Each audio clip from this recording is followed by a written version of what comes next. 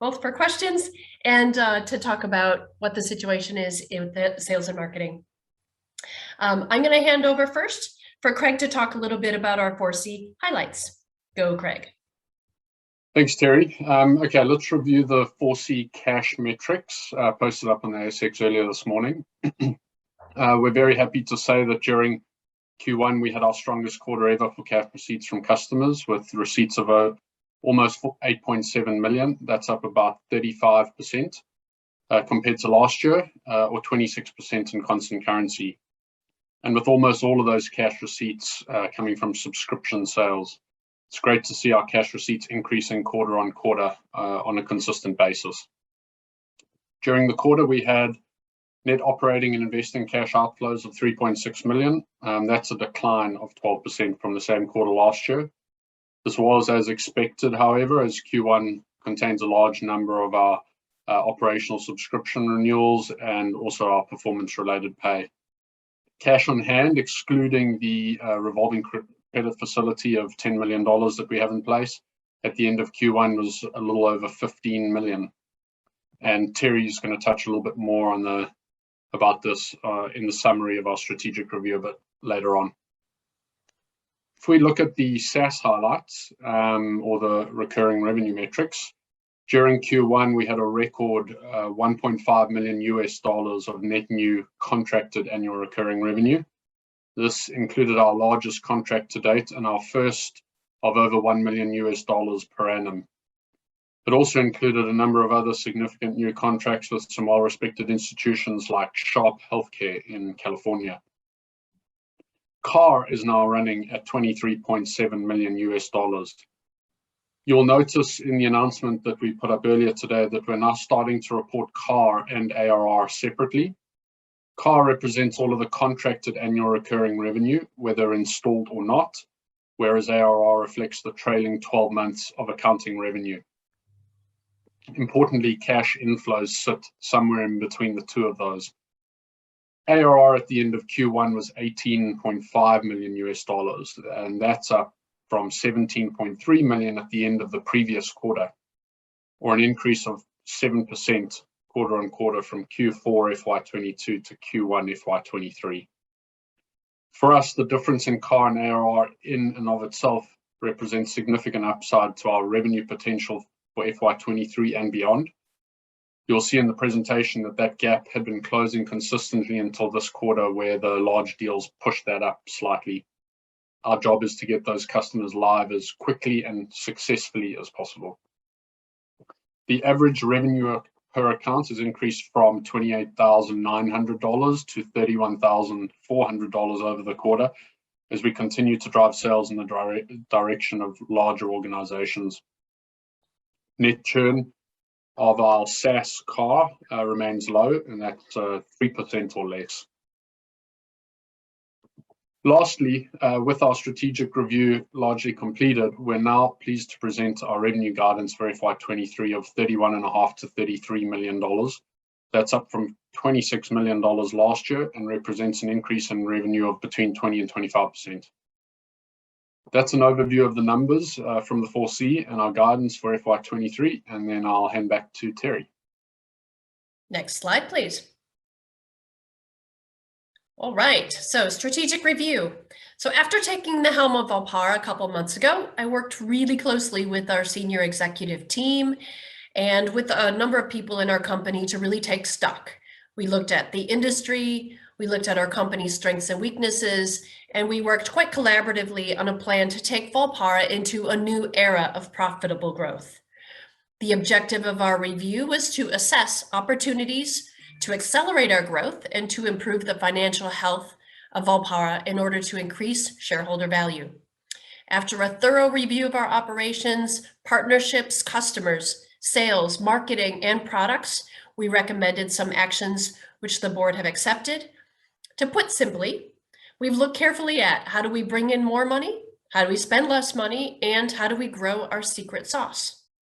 We found we've got some work to do, most of which has already begun.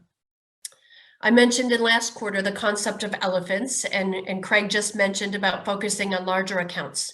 So we do continue a heavy focus on sales growth, emphasizing those elephants or large commercial opportunities. I like that better than saying whales, by the way. Regardless, we're focusing on the bigger opportunities primarily in the United States, as well as in Australia. Our recent contract sign with RadNet, the largest provider of outpatient imaging services in the US, was a great start, a great elephant to join our family. However, our pipeline does have other larger opportunities that are progressing in our direction.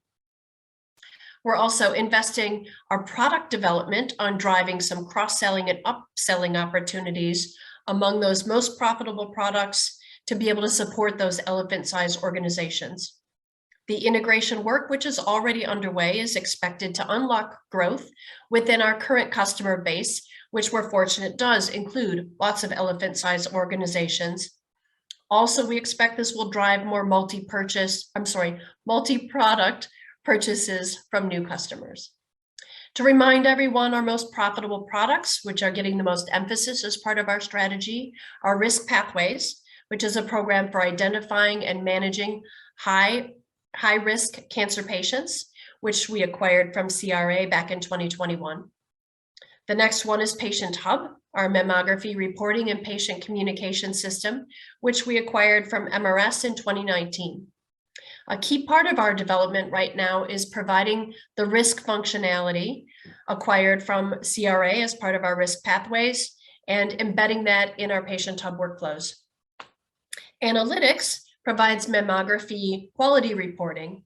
And analytics is interesting in that we're exploring potential synergies between what our Volpara Analytics platform product does and our Volpara Data platform, which houses all of the data that we've been talking about over the last couple of years. We're looking at some interesting potential product growth, leveraging the wealth of that data, and expect alignment or combination of analytics and the VDAP products to provide infrastructure to open some new commercial opportunities, such as providing business insights to our customers. I also just mentioned our investment in integration supporting multi-product sales and upselling. We've also now gone live and have new revenue flowing from the automation of test request ordering and supplying evidence for eligibility via direct links to genetic testing laboratories, which reduces the time and work required for insurance approval as well. So in terms of less money out, older legacy products and products that are less profitable will get less focus from us over the course of the next 18 months. And we have a goal of migrating customers to the newest versions of our software and reducing reliance on older technology. This also feeds into a careful look at our markets. Some parts of the world aren't ready for modern cloud-based architecture, and some markets simply won't pay for it. Not enough to make it profitable at this time. So we're focusing our resources on the high revenue and most profitable markets of the US and Australia, and we're pulling back from parts of the world that currently don't make us much money. We're looking at savings in the cost of acquisition, our CAC, with less travel, and we've ended some distribution agreements in Asia. We're on a go slow approach for Europe in the next year or so, primarily supporting our ongoing research efforts there. We're looking closely at internal operations overall and reducing some of our non-sales staff costs. We're cross-training staff. We're looking at improving our operational infrastructure, and this should result in some operational cost reductions, saving around $3 million in the second half of this year and another $7 to $8 million in fiscal year 2024. We're also looking carefully at our partnerships, and we're nurturing the partnerships that have the best potential to support future expansion. This is part of our secret sauce. For example, a month or two ago, we announced to the market a collaboration with Microsoft, and this collaboration continues. Starting next week, around a half a dozen Microsoft staff will be here in Wellington working closely with our science and our innovation team and building on the foundation of our patent related to breast arterial calcifications. This is at no charge to Volpara, and it's pretty cool. So imagine if your mother goes in for a mammogram meant to detect potential breast cancer, and our software alerts her doctor that she's actually at risk for heart problems. She may be entirely unaware, and perhaps this could save her from an unexpected heart attack. This is extra important because women are more likely than men to have a heart attack without chest pain, which we all imagine is the main symptom of a heart attack. So partnerships, very important to us, but those that are a very long play or don't have an evident path to profitability are being de-emphasized right now. However, explorations of the areas that are most promising for future growth, including how to leverage our data, will be continuing. Speaking of focus overall and driving that culture of profitability, it's hard. One step in that direction was the creation of a new set of guiding principles to help staff make decisions in their daily work. Next slide. So this is an example of one of our internal communications about our new principles.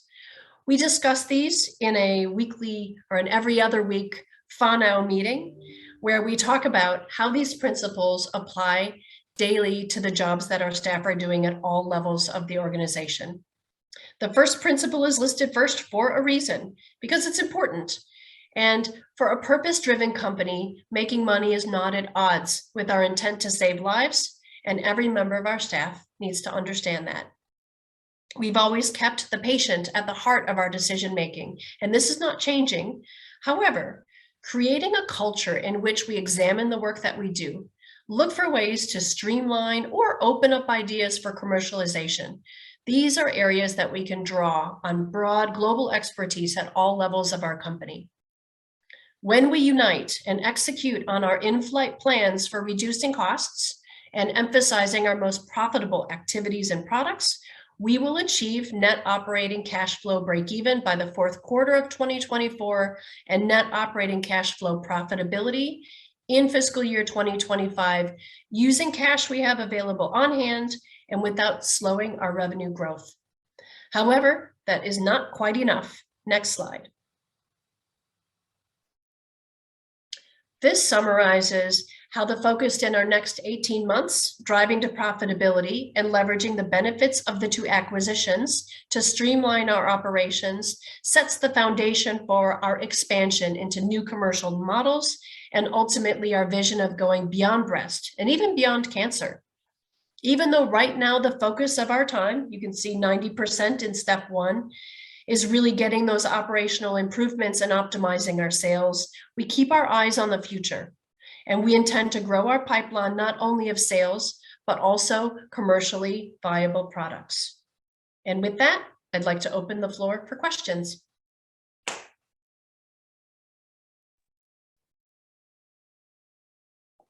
Thank you very much, Terry. We do have a few questions that have come in. And I'll read them out. I think this one might be for Jill, actually. It says, Volpara has stated that it is now focusing on elephants as its primary sales model. How do you define an elephant, and do you have any of these coming up? You're muted. Apologies. Thanks for the first question. So we define elephants as opportunities that are greater than $250,000 in annual revenue, recurring revenue for us as an organization.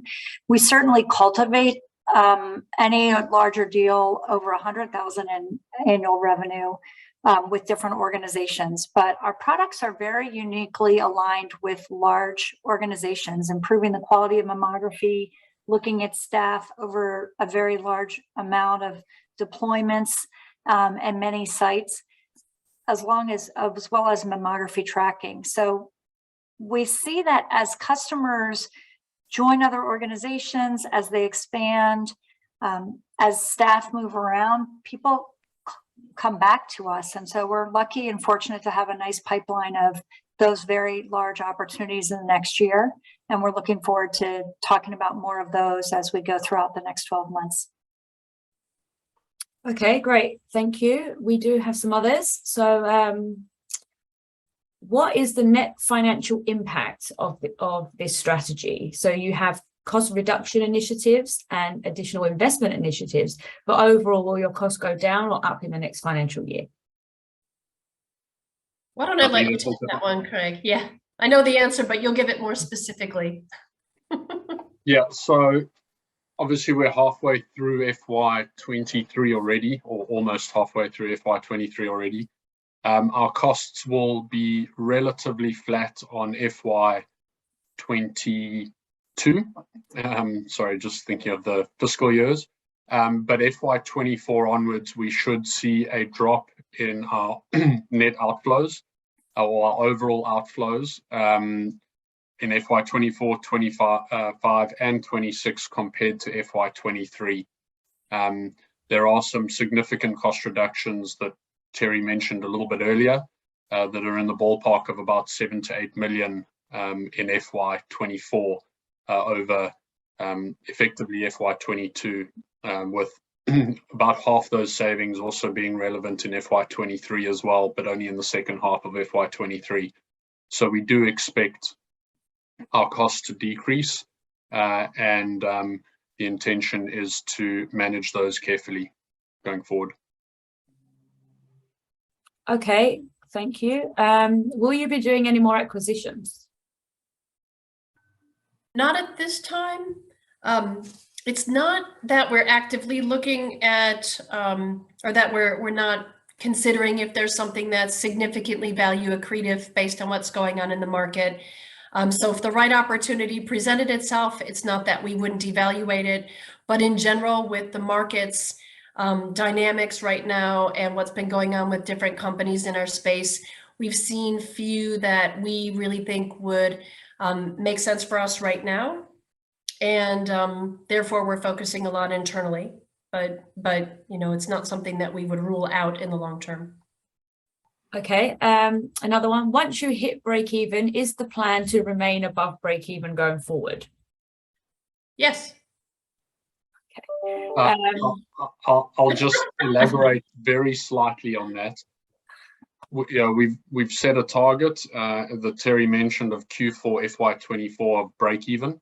Q1 of FY25 we will likely dip into a negative cash flow because it is generally our most expensive quarter, followed by Q2. But Q2, Q3, Q4, and the whole of FY25, we will be cash flow positive. Yeah, and my yes was I want our company to have a way of life that we bring in more than we spend. Okay, thank you. So we have another one, which is, Terry, you've recently joined us as the CEO of Volpara. When will you be buying shares? Oh, well, given that I'm not a director, it didn't need to be reported, but must have been about 6 weeks ago or so, I bought 6 figures level plus number of shares. So I am a shareholder and I believe in our company, and I believe that it's a worthy investment for me personally. Great, thank you. Why is the share price so low? Been a bit of a crazy time. You know, we look at companies that are similar to us, and you know, we've been on trend with other organizations. You know, I've been told by folks it almost doesn't matter what we do. This is just the band of what's happening given the macroeconomic dynamics out there. It's just the market. I do think our share price has been up and down recently. And I expect that we'll weather this storm pretty well and continue in our current upward trajectory. But I guess I'll see if, Craig, you want to add any comments to that? Biggest thing to me is, you know, who we're benchmarked against. We're really flat in the middle of the pack. Yeah, I would echo those comments, Terry. You know, when we look at, I do see there's another question along similar lines that I might just read out there, Hannah, which says, even pre-pandemic, the company was trading well below fair value. Any reason why it's unable to achieve its fair value while some competitors are achieving the opposite and trading above their fair values? I'm not sure that's a fair statement, to be honest, because there is no competitor in our space that is listed. We are a unique company on the ASX in our specific space. There is no one doing breast specifically or in that vertical. You can look to the US at a competitor like iCAD, that does computer-aided detection. That would probably be the closest in terms of a competitor. If you had to go look at their share price, they're down 80 to 85% in the last 12 months. So in terms of, direct competitors, there are no competitors on the ASX that operate in our space. In the wider healthcare sector on the ASX, it's fair to say that we're probably trading in the middle of the pack or some way, maybe in the bottom quartile. And that's partly some of the reason for the strategic review and part of the reasons that, Terry's just spoken about for the last 10 minutes, and getting to break even. And we think that getting to break even and not having to go back to the market and raise capital, which is what we're telling everyone now, should provide some stability to shareholders and the belief. And we want to and we will deliver on the strategy that Terry outlined. And it will take a bit of time, but the markets are very strange at the moment. And the overall healthcare sector has struggled, and we've just been part of that. Don't know if you want to add anything, Terry. Nope, I think that's good. Okay, so another question for you, Craig. It says, Craig, you mentioned that operating costs would decrease in FY24. Is that relative to FY23 or absolute? No, absolute. So at a high level, we're looking at total operating costs in the region of $42 to $45 million. Currencies are all over the show at the moment. FY24, we should be below that number at an absolute level. Okay, and then I guess related here, it says, does the successful execution of this strategy involve a capital raise or the use of your debt facility? Yeah, our strategy is designed to not require a capital raise nor to dip into our debt facility. Okay, thank you. One on sales. How long does it typically take to win a new elephant client or customer? I'll give this one to you, Jill. Thanks. They typically will take around 12 months, but certainly we have had some opportunities come in that have turned around in 3 months, and we've had them go as long as 24 months. So I think what we're seeing is a lot of projects are accelerating just due to the rebound of women coming back from mammography exams. And so there's bigger priority to really understand a patient's risk and personalize their care pathway. And that's brought some more deals to the forefront, maybe shortened a couple of different sales cycles towards that end. I'm going to add something on that I know I've been asked about a lot before, and that is, could you comment about the sales cycle for, say, a capybara? Maybe it's a smaller organization versus a big elephant. Do you see substantial differences for the same product mix? Joe? Oh, maybe. Am I mute? No. Oh, I'll comment on it. That one of the things that's been surprising for us is that oftentimes a small sale and a large sale don't necessarily take significantly different amount of time to get over the line for the same product mix. So obviously from one product to another, there's some differences. But with large organizations, oftentimes they have more expertise, so they can get through the same kind of security reviews and things a little bit faster than a small sale that's relying on one person to single thread it. Okay, thank you. Is there any update on the US federal legislation regarding breast density? No real new news on that. We are still awaiting, we keep hearing it's still in the works. And we've reached out to some partners and trying to find ways to be able to also encourage our customers to step up and be helping support lobbyists and others to get that legislation through, because it's been pending since 2019.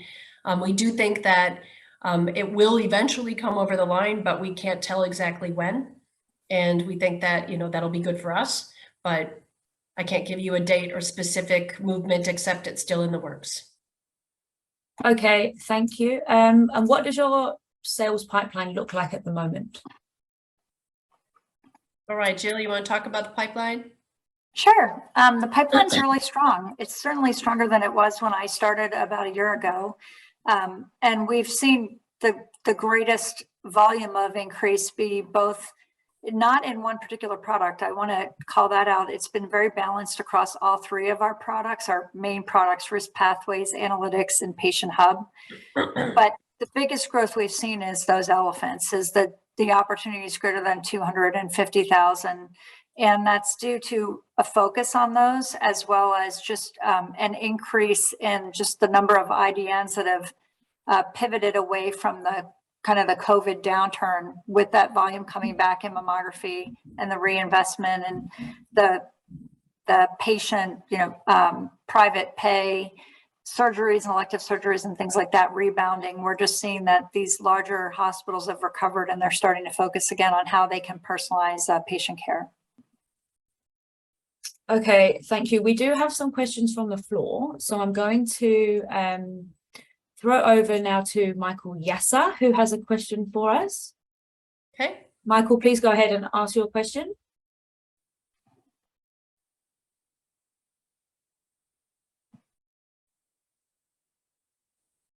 He's on mute, Hannah. Yeah, if you're trying to talk, Michael, you're on mute. Yeah, it looks like he is muted. Okay, well, Maybe just move on to one of the other questions for now, Hannah. yeah, okay. So the next question is, are you able to expand a little bit more on the partnership with Microsoft? You said that 6 Microsoft staff are coming at no cost to you, and matched with Volpara scientists, but what is this project goal and what is the timeline for it? Yeah, they are working with us on some of the AI work that we've done. So bringing in some of their experts on breast arterial calcification, identification, and quantification. And a part of the scope of that is not just the technical work, but also discussions about commercial options. And we expect that we will be able to come out after we've done some more of this work with more specifics about timelines and where this might go as a product. So it's got a technical element and a business element, but I can't give you a determination yet because we're all just getting together talking about it.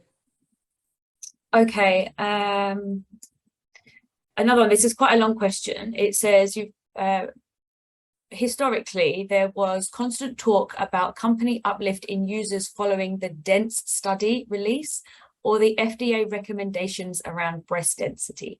However, this uplift hasn't been as substantial as expected.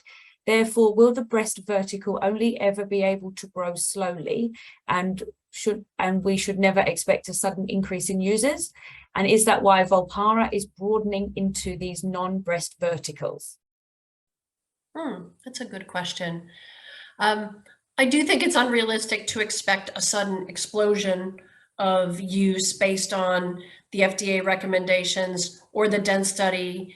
That it's something that organizations do still go through a process. They still have to carefully consider security. These, especially, in the United States, there's a process of getting consideration from radiology and budgeting and all of that sort of thing. It's usually not at the urgency of, oh my gosh, we have to put something in, we have to do it right now.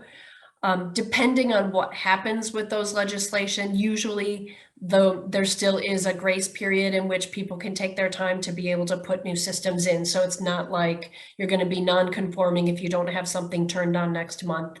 So I think it'll be good for us, but I don't think that there will be a time where all of a sudden there will be an explosion of activity. The second part of the question, though, I do think it's good for us as a company to look at expanding our market. and leveraging the deep expertise that we have in imaging, the expertise that we have in risk, and the fact that with the acquisition of CRA, it actually opens us up to look at other types of cancer beyond breast. And so to me, I like that we've got a really good, solid, steady revenue stream in breast. But when you expand beyond women to men and women, and you expand to other areas, I think we could become a much bigger company in the future, which is why that's part of our strategy. Okay, thank you. Will your revenue be impacted by all this cost cutting? We do not anticipate that our revenue will be impacted by the cost cutting at all. We've protected our resources in sales. We've got a solid marketing plan. Even the products that we're focusing on and continuing to support are really the highest revenue products. So no, we don't expect our revenue to go down. We expect that this focus will actually help support our continued growth in revenue. Okay, thank you. And then one perhaps for Jill again. Have there been any changes in the requests or priorities of healthcare providers or potential customers over the last 2 years when actively selling your product? So that may be either COVID or non-COVID related. And what is the sentiment like generally in the US? I think, first of all, in terms of the requests or priorities, the first I would mention a little bit around what Terry was talking about, and there not being just some bubble of activity around breast density legislation. But I will tell you that I see very much a strengthening of going beyond just breast density to patients understanding their lifetime risk and then patients understanding their genetic risk. A couple months ago, we talked about the upswing and also genetic assessments and patients and providers trying to bring that value. There's 5 states that have mandated reimbursement in those lines. And we're starting to just see that while that's a future state, customers and providers need to make sure they're giving the lifetime risk today. So that's a very strong story, and people are asking a lot of questions. The other thing we see a lot of uptick on is security, and it's something Volpara is very strong at providing security around PHI and around our data security, and customers are really confident in us when they do that analysis, and that is something that I think is a very real part of everything we do and everything we do in healthcare now. So there's a lot of data security questions and rigor, and we tend to do very well with that. So I think that's a strength. In terms of the sentiment, I probably am repeating myself, but with the COVID has normalized more. And so patients are going back in and seeking elective care.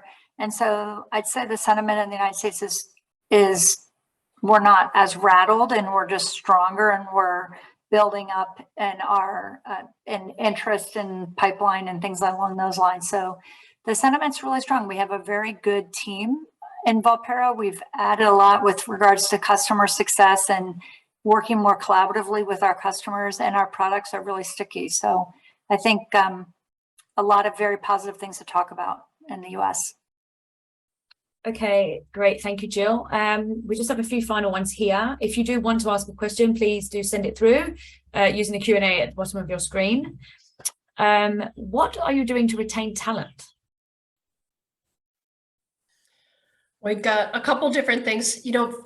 Fundamentally, a lot of it comes down to attracting and retaining our talent is staying grounded in our purpose and connected with our customers. That's extremely important to us. And in fact, we just had a all staff meeting that I just about came to tears, where one of our staff was talking about her experience and why she works at Volpara. It's a section we call Why We Do What We Do, to ensure that people at all different levels of the company are very engaged and committed to the good work that we do in saving families from cancer. So that's the foundation. But the next level is creating opportunities for our staff to be able to grow within Volpara. So we've got Volpara University to be able to offer education and professional development opportunities, but then also giving people a solid growth path. So, it's something that our senior management team, our executive team talked about last week. Even as some parts of our company have gotten smaller, there are other parts of our company that are growing, like Jill just mentioned, customer success. Even that, us working with our customers to make sure that they're not just live, but they're using the software to be all they can be, to do everything that they can do with our software as fully as possible, is actually very gratifying for our staff, and providing opportunities for our staff to be able to bring forth their good ideas on how to help leverage what we're doing with our customers, as well as even driving those principles to the people in accounting, the people in all different parts of our company, to be able to be heard and engaged in a process where we do continuously improve the operations that we do. I would say those are the main areas. A couple softer things, like we've got a walking challenge coming up where we have the Northern Hemisphere compete with the Southern Hemisphere, focusing on a healthy workforce, making sure that people have the tools that they need to do a good job. Really, we want this to be a place where our staff feel valued and enjoy the time that they have with us, but probably more than anything, feel like what they do with our company matters. And it's something I feel like under Ralph, we did really well, and I'm committing to continue. Thank you very much, Terry. So that concludes all of the questions we have for today. If any of the attendees here with us do think of any other questions, the contact details are on the bottom of the ASX announcement. Please feel free to get in touch with me directly or with the company directly. Before we go, Terry, do you have any closing remarks? I would just say thank you for your time, for everyone that tuned in on this. And as you can tell, we've got a really resilient business. We're helping millions of women each year. And we really appreciate those of you that invest in us and support us for supporting our mission of saving families from cancer. And onward we go with trying to do that bigger and better. Thank you very much. And thank you everybody for joining us today. Goodbye.